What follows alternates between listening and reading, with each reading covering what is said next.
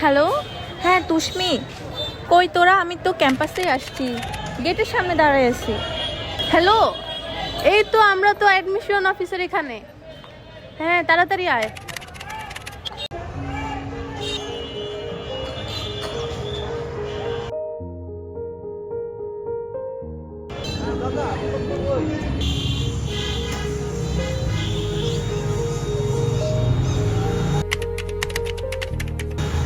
আমার ক্লান্ত বিকেল, বুকে হাওয়া লাগিয়ে হাঁটা কতটা পথ হেঁটেছি গন্তব্যহীন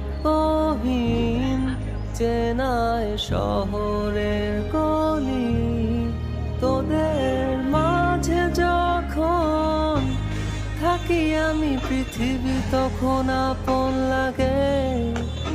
তোরা ভুলে যাস না কখনো আমাদের বন্ধুত্ব রঙিন কোনো ঘুড়ির মতো।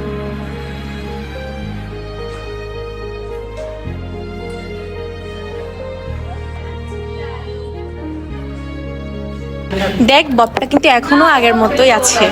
হ্যাঁ, ববের বসে আগে কত আড্ডা দিছি। দেখ এতদিন পরে এসেও ববের চেয়ার টেবিল সবকিছু একই আছে। ঠিক তাই না রে? চারপাশে কত সুন্দর মনোরম পরিবেশ, সবাই বসে আড্ডা দিচ্ছে, কত গুঞ্জন।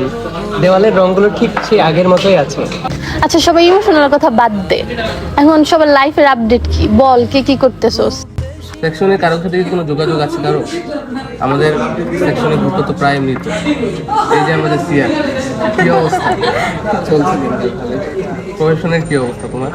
তো চাকরিটা আমার খুবই আবেগের জায়গা থেকে আছে। আমার পরিবারের অনেক ইচ্ছা ছিল যে আমি পুলিশের চাকরি করি। আলহামদুলিল্লাহ ভালোই যাচ্ছে। পুলিশের চাকরি বুঝিস তো, চোরেদের পিছনে দৌড়াদৌড়ি, এখানে আজকে কালকে ওখানে এফআইআর, এগুলো লিখতে লিখতে দিন পার হয়ে যাচ্ছে। দেশের তো কি অবস্থা জানিসই তো, তাই সবভাবে চাকরি করাই উচিত। তো দাদা, তোর ফটোগ্রাফি কেমন চলতেছে?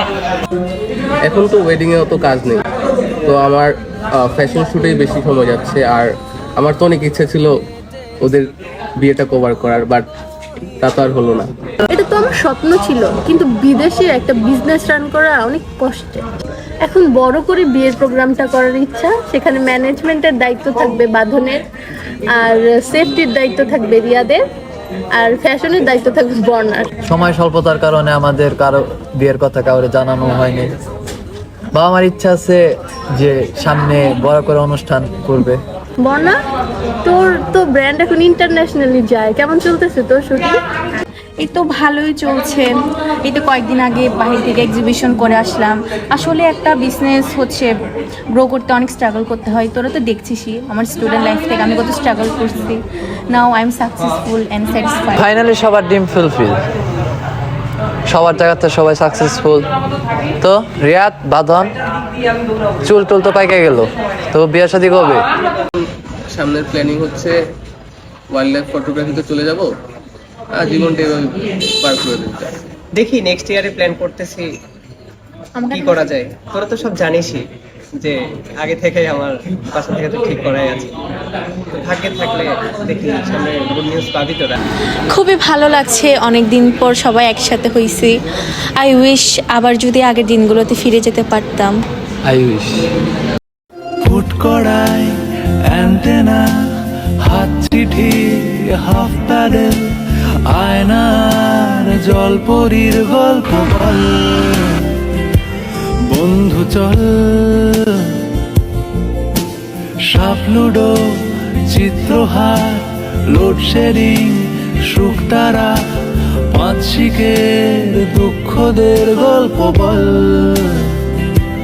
বন্ধু চল।